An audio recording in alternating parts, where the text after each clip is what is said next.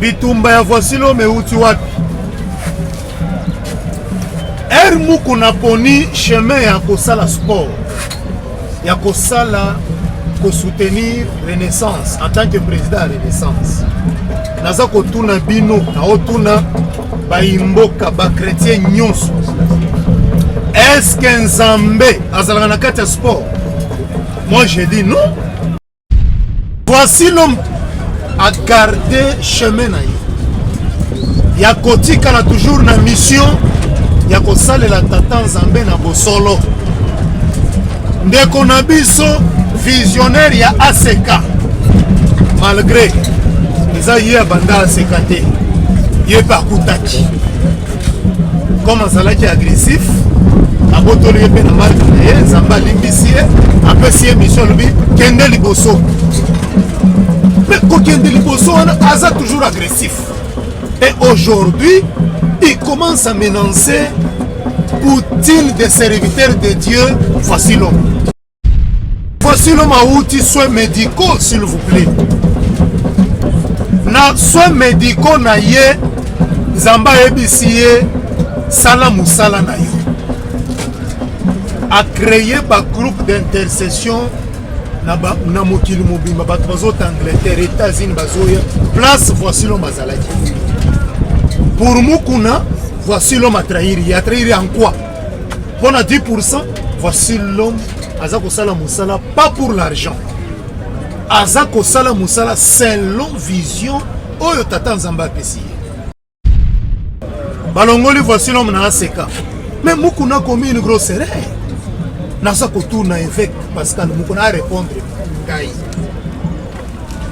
Révélation à Kolongola, voici l'homme na ACK. Parce que biso manso toyebi que église est ensemble. Pour composer acte, il faut tout ensemble. En tant qu'envoyé de Dieu. A ton qui t'attend Nzambe? Non. Yami balé. Ce qui voici l'homme. Abandaki pour exécuter ma union so oyo père spirituel na ye. Abandaki ko yebisaye. Na anniversaire na ye, botou na ye. Qu'est-ce que voici l'homme n'a pas fait?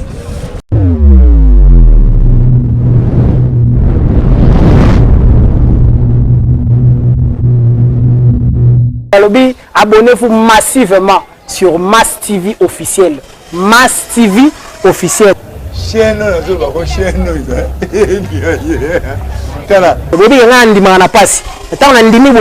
Miliki de la presse. On a habité quoi? Ça c'est un vrai miliki quoi. Miliki de la presse. Abonnez-vous massivement. On va devoir s'abonner sur Mass TV officiel. Oh oui, c'est le mille ça va.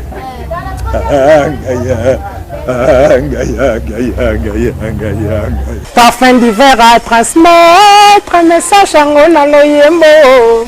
Comme regarde comme un synonyme amour. Atami ce monité avec ces zones c'est la colléca.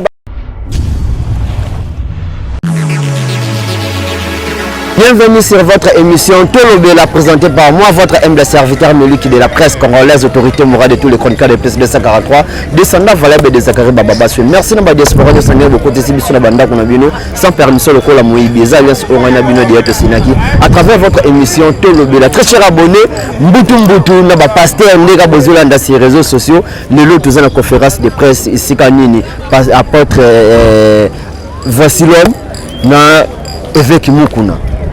Nous avons une conférence de presse par rapport au président junior ou à représentant égal il y a papa Nabiso voici l'homme Toyo Kaye Nini Akoloba pe Nini Akosukisa. Restez branchés, vous n'irez pas d'ici. Merci. Si l'homme est en train de faire, elle a prêché bonne nouvelle.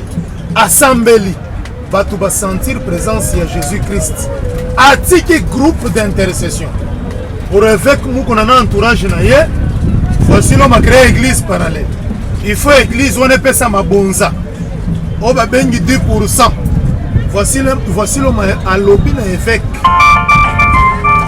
Ezali, nazo sala musala ensemble, pas pour les 10%. Mais je le fais pour aider la nation. Selon la mission que moi j'ai reçue de prêcher la bonne nouvelle. À partir on a couru bandaki ko ça ko leka les soso. Ya mibale bitumba ya voici lo meuti wapi. Muku na poni chemin ya kosala sport. Ya kosala ko soutenir Renaissance en tant que président de Renaissance. Naza ko tuna bino na otuna ba imboka ba chrétien nyonso. Est-ce que Nzambe azalaka na kati ya sport? Moi je dis non. Nazo pesa bino exemple. Lelo oyo fait club na DSMP. Baza ko beta ba. Fait club amati ngomba. Ngomba nyonso yebani eza mangenge. Babandi ko sambele pa Nzambe. Seigneur Dieu, aidez biso to gagner match. DSMP a lobby ngai pe nazo matangomba. Tata Nzambe aidez biso pe to gagner match. Bon, boye bisangai. Nzamba ko pona nani? Akopona fait clair ou bien akopona DSMP. Tandis que notre Dieu apona kamutute. Il est là pour tout le monde. Ozala mutomasumu. Ozala mutomasumu te. Tous nous sommes bénéficiaires. Il y a souffle de vie. Mais Mukuna choisi. Il y a créé Renaissance. Bino bongo boyebi ba équipe. Et ça kana makambo Nzambe te. Ba joueur bazokende ba ola na ba cimetière. Ba okende koluka ba kiss, basala ba meilleur. Mukuna zolala na ngomba zosala jeune. Est-ce que le Saint-Esprit peut marcher avec les ténèbres? Je ne pense pas. Et kotika la jamais kotambola te. Voici l'homme à garder chemin na ye. Ya kotika la toujours na mission ya kosalela tata Nzambe na bosolo. Ndeko na biso visionnaire ya ACK. Malgré eza ye banda ACK te. Ye bakutaki. Comme azalaki agressif, abotoli ye pe na marque na ye, Nzambe alimbisi ye, apesi ye mission lobi kende liboso. Mais kokende liboso wana aza toujours agressif. Et aujourd'hui, il commence à menacer Poutine des serviteurs de Dieu. Voici l'homme. Mais Ezamawa, voici l'homme à outils soins médicaux, s'il vous plaît. Na soins médicaux na ye, Zamba ebisiye, sala musala na yo. A créé un groupe d'intercession. Na mokili mobimba bato bazota Angleterre, États-Unis bazoya place voici l'homme azalaki. Pour Mukuna, voici l'homme à trahir. Il a trahi en quoi? Pour 10%, voici l'homme azako sala musala pas pour l'argent. Azako sala musala selon vision oyo tata Nzamba pesi. Yango wana nde na ningaki na yebisa bino selon mutuna yande kuna biso ya tuni. Pour qu'il ait éclairé opinion, conflit. Attends, écoutez, je vais vous dire une chose. Balongoli, voici l'homme na ACK. Mais Mukuna a commis une grosse erreur. Nasa kotourna évêque Pascal Mukuna a répondre. Révélation à Kolongola, voici l'homme na ACK. Parce que biso manso toyebi que l'église est en Nzambe. Pour opposer acte, il faut tout en Nzambe. En tant qu'envoyé de Dieu. Atonaki tata Nzambe? Non. Yami balé.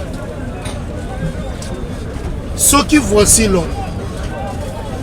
Abandaki ko exécuter ma union so oyo père spirituel na ye. Abandaki ko yebisa ye. Na anniversaire na ye, botu na ye. Qu'est-ce que voici l'homme n'a pas fait?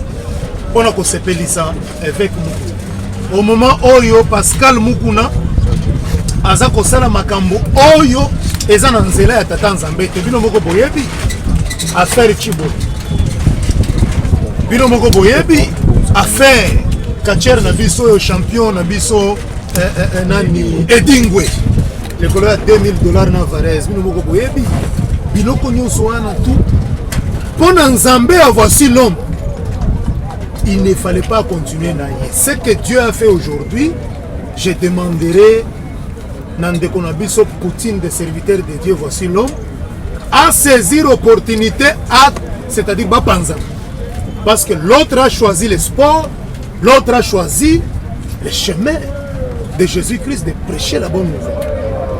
Merci beaucoup.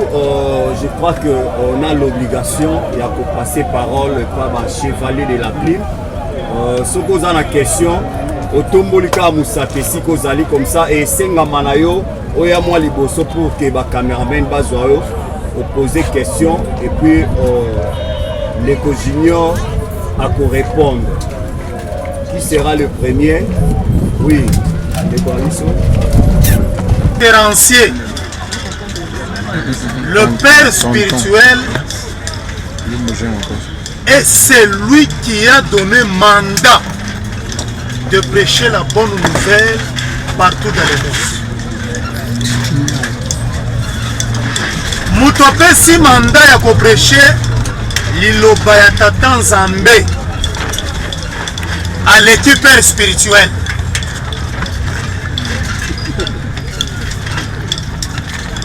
Avec Mukuna Chaki, voici l'homme Luboko a évolué. Mais après ce qui est mission, Moutoye Kopé, sa voici l'homme mission. Poutine des serviteurs de Dieu, c'est le Seigneur Jésus-Christ. Allez partout dans le monde, prêcher la bonne nouvelle. Mais pour que voici l'homme a créé groupe d'intercession et débattre n'a pas de difficulté spirituelle, il faut demander l'autorisation chez le père spirituel. Est-ce qu'il y a un de qui voici l'homme mission? Il y a aller partout dans le monde? Non. Voilà la différence. Problème, il y a père spirituel et ça problème autobengi na munoko na bango tchadji koumi 10%. Mais c'est le problème de Tchadji Koumi. Bande Konangaï Bapansi Sango. Tandis que voici l'homme, Yazakunate. Jésus-Christ marche dans l'organisation. Et voici l'homme ensemble pour la moutou. À mon présence, Yanzan. Moutouana Bengi, XY Boya. Nakutani na muto azali en direct na Jésus-Christ. Bakomi 30-40 bande kunanga. Il faut laisser l'organisation. Voici l'homme atiki kaka organisation. Pas créé sous cellule ou quoi que ce soit. Non. Mais elle rappelle sa rapport. Naye et pas ya père spirituel. Aebi sakaye. Nazalaki na France, natiki 30 personnes, groupe, juste groupe d'intercession. Okoyoka muko na zotour. Est-ce au sein du rapport financier, Tchadjikou, Isa Watt. Bon, voici l'homme à répondre. Non, non. Nous devons d'abord prêcher la bonne nouvelle. C'est celle de Jésus-Christ qui nous prend en charge. Makambo ya Tchadjikoumi, na kopesa yo rapport na Congo na ACK Kalembelembe. Mais dans le groupe d'intercession, non. Nous devons abandonner côté cadre. Nous devons abandonner les débauches.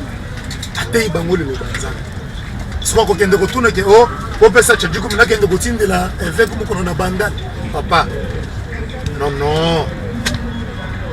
Ndekonanga, mission oh voici l'homme à Zoa qui est allé place nous soit connu à Tefotika et l'emboya tatanza. Yamonanda tike mais les gens aussi. Merci beaucoup. Qui d'autre? Attends ma question.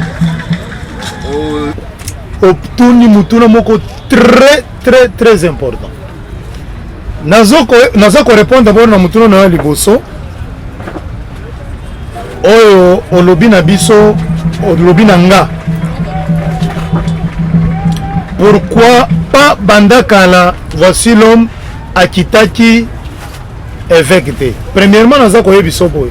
Ce n'est pas voici l'homme qui a pris la décision ya kolongwa ACK, Assemblée chrétienne. Non. Voici l'homme a été surpris. Ya kotanga communiqué. Qui va excommunier, bal benganie. Parce qu'il y a personne qui rapportait dans le mouvement naé au Azako Sala, parce que Azako créé une cellule parallèle de Bazoki Mukano Yako Benganaye. Mais le statut, il y a OSL qui ACK existé sur le plan juridique. Il y a aussi l'organisation na comité disciplinaire, c'est-à-dire Zakaba diacre. Ce qui va monique Moutou Azalina problème à Tamboli selon statut à ACKT, Bakobengi Saye, Batounaye Mituna pourquoi au Tamboli Boui. Mais voici l'homme, Atikala jamais qu'on appelle ya père spirituel n'a été. Pendant que tout Mituna wana. Il a été surpris que Bazali Kobenganaye. Mais, maman, voici l'homme à la église, à diriger l'église ACK Kalembelembe. Avec nous, qu'on a dirigé ACK Nakatia Banda, c'est-à-dire centrale. Premièrement, ils ont déjà des organisations sur le plan spirituel, ils sont différents. Voici l'homme Amelaka Masangate, Amelaka Diambate, Amelaka Bombete. Ce qui est organisation Moussous, Baza comme la bombe, parce qu'ils allaient comme Moko. Mais Bazo Tambolanzela, mon côté. Et pas voici l'homme au côté, ça n'a mis nous ma belle couille. Na organisation Moussous, ezala oyena bichebechebe na yo, oko envoûté pe batu Moussous pe.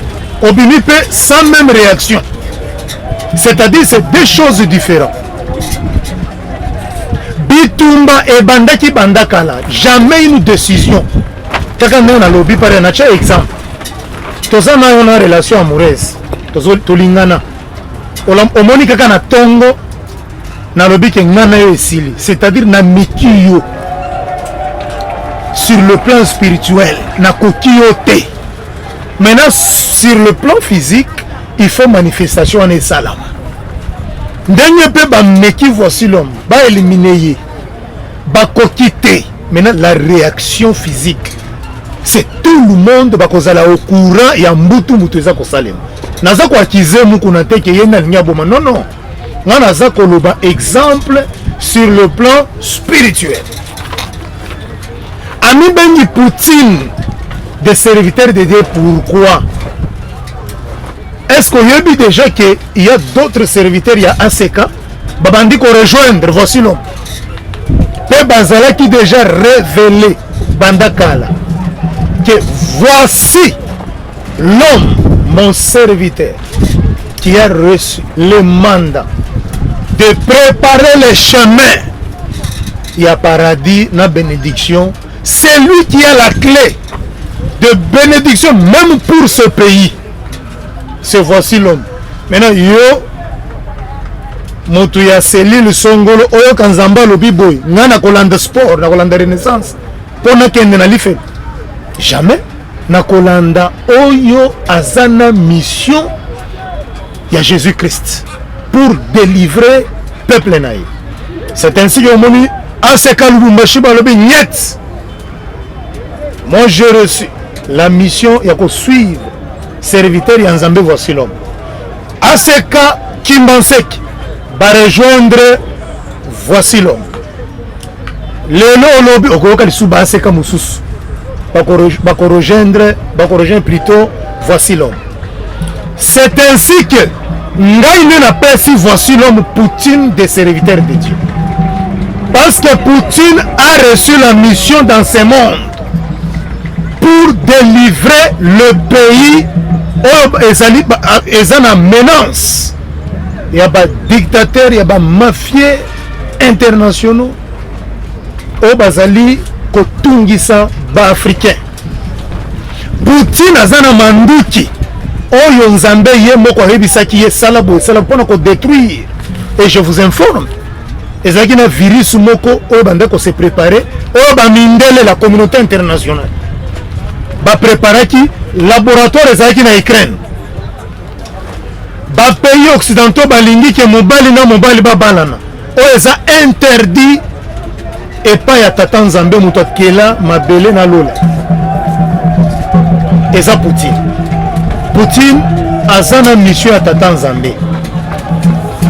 C'est ainsi que voici l'homme comme aza kobundisa ba laboratoire diabolique pe abombarde yango pe Poutine voici l'homme aza na ba hypersonique. C'est ainsi que na surnommé ye Poutine de serviteur de Dieu. Donc na mituna na yo mais maman, la Bible dit chaque chose à son temps. Et la Bible dit chaque chose à son temps. Et ça temps maintenant, il y a Poutine à Panza. Merci beaucoup. Nous poursuivons avec la série de questions par rapport à l'actualité. Tous autres sapés, moi bémol. Pour koyebisa ndeko junior tomoni pe vidéo oyo etamboli ya pasteur Mususu Abimi pasteur Baraka Mogisho asali vidéo azo réclamer $20,000 na ya lobi pasteur voici l'homme a escroqué na affaire ya fréquence ya chaîne ya TNT. Je crois que vous allez aussi marteler sur ça parce que vous avez mieux placé. Donc on va série des questions.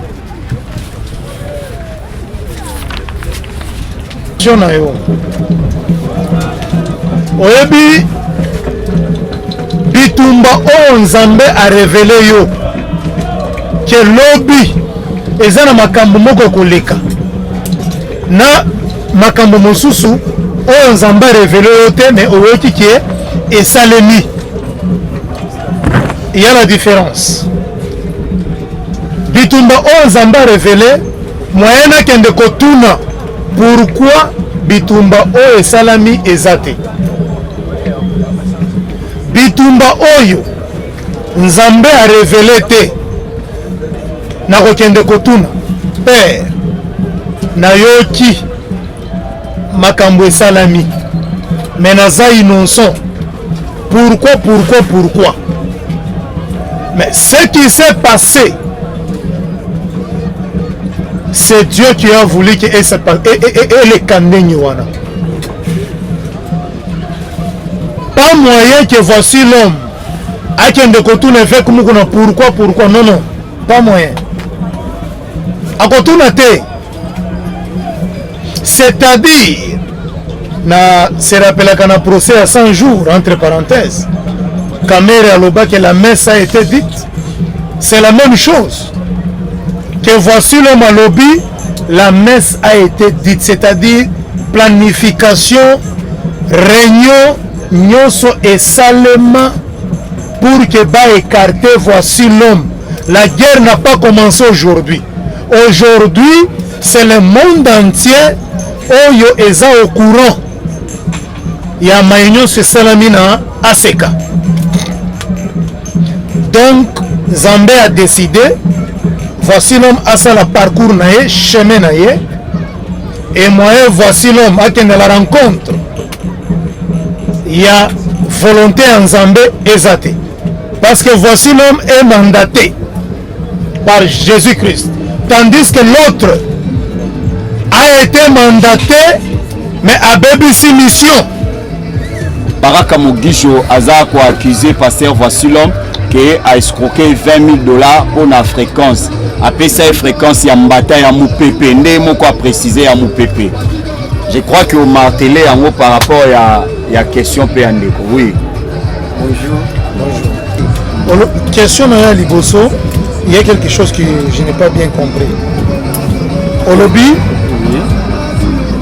nous voulons juste bouleverser la communauté ASECA. Tandis que ce sont les deux églises et ça peut évoluer sur le même document juridique, si je peux dire. Merci beaucoup. Nous allons répondre au bout. Nautaki koloba awa que le nom ACK ezali mutunde apesaki kombo wana. Mais la mission qui se passe sur l'ensemble ACK est une mission recommandée par Dieu, notre Seigneur Jésus-Christ de Nazareth. Tozali ko bouleverser ba chrétien ya ACKT. Soki voici l'homme atikeli na nzela na ye ya kosalela tata Nzambe na bosolo selon la volonté de la Bible. ACK mosusu etikali na makambo ya sport na makambo mosusu, mais toko marché nzela moko te bolingi to marché nzela moko ndenge nini. Il y aura toujours pas confusion parce que ngana tikali na chemin ya bosolo selon vision oyo. Voici l'homme ayokaka matei erandima avec mukuna comme son père spirituel. Maintenant soki lelo le père spirituel aujourd'hui aza kotambola en dehors ya Saint-Esprit. Le choix est clair. Nako pona là où il y a le Saint-Esprit. Donc il n'y a pas la confusion. C'est ainsi que voici l'homme. En yoki lisusu la voix de Dieu. Tu dois changer le nom. Tu dois continuer sur ton chemin de la vérité. Rien que la vérité. Et je vous confirme encore qu'il n'y a pas de confusion entre voici l'homme ou intérêt moko entre voici l'homme et évêque Mukuna. Non. Là, il faut poser la question évêque Mukuna. Pourquoi à kamati décision Yako Bengana voici l'homme na ACK. C'est maintenant évêque Mukuna qui doit motiver sa décision. Alors qui s'appelle la preuve. Oh, voici l'homme Azako créé une cellule parallèle contre la vision de la SECA. Namutuna Yandeko Oyo Nayoki Pasteur Baraka Mugishu alobi makambo escroquerie bandeko na ngai totika aventure totika escroquerie spirituelle. Voici l'homme n'a jamais reçu 20 000 $ de la part ya Mugisho Baraka. On a bengaka toujours prisonnier politique na kati ya Brazzaville pour avoir escroqué un chrétien na Congo Brazzaville où il a été arrêté. Tout le monde connaît l'histoire. Quand toi tu escroques les enfants de Dieu avec des faux prophéties, de faux miracles, ce n'est pas tout le monde qui peut le faire. Je vais vous relater l'histoire vraie. Voici l'homme azalaki na 3 fréquences. Asalelaka 2 fréquences. Télévision na radio. J'ai le document ici. Je crois que beaucoup filmé en Gogo. Beaucoup Zouango. Depuis le 8 janvier 2007, que voici l'homme a commencé les démarches pour créer une chaîne. Comment ça la 2 fréquences? Fréquence moko ça la kangote. Ndeko nabiso Mugisho Baraka akeipe a créé chaîne naïe. Batu ya ministère bapesi ye conseil. Comme voici l'homme azalaka na chaîne moko asalila kango te. Kende kokutana na ye. Solola na ye. Apesa yo fréquence wana. Oyo utilisé wana na ministère parce que les serviteurs de Dieu tout comme nako tekela yo tout comme nako kopesa gratuitement Mugisho asali ba démarche à sonner na Voici l'homme et Voici l'homme était très occupé atinde epai ya ndeko na biso monsieur Fiston basololi na téléphone be bamona na bo. Voici l'homme na Baraka Mugisho batikala jamais komona na boyete. S'il y a les images balakisa yango mutu oyo bamona na boye ezali monsieur Fiston Mugisho bayokani. Voici l'homme a ABC collaborateur na ye to dépenser mbongo ebele apesa biso $20,000 badiscuter Mugisho lobi ça va nazopesa ibino avance ya $6,000 soki chaîne elakisi na compléter le reste. Voici l'homme a passé message par monsieur Fiston son collaborateur yebisa Mugisho Baraka chaîne wana fréquence wana ezana ba problème il faut renforcer ba antenne soki akondima totekela ye na état oyo ezali apesa mbongo Mugisho andimi première fois asali chèque sans provision pour comprendre l'escroquerie chrétienne. Monsieur Fiston accueilli na banque a présenté papa balingaki bakangare. Mais comment vous les serviteurs de Dieu vous êtes des escrocs, des aventuriers? Le chèque qui a été émis par Baraka provision na moi ezalaki $500. Monsieur Fiston a bengi Mugisho que mbongo ezali na compte na yote. Non, on a fait que des prières, des chaînes de délivrance, j'ai oublié. A délégué Moutou. On a senga ba esquisse. Mugisho yemo kabimisi $6,000 à Pessi. C'est monsieur Fiston oyamba mbongo.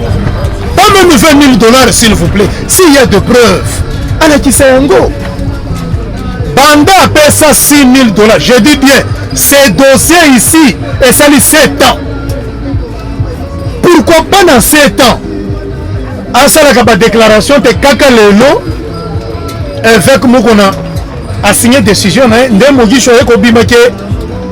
voici l'homme a escroqué $20,000. C'est faux et archi faux. Et voici l'homme, tout le monde au Bayebi.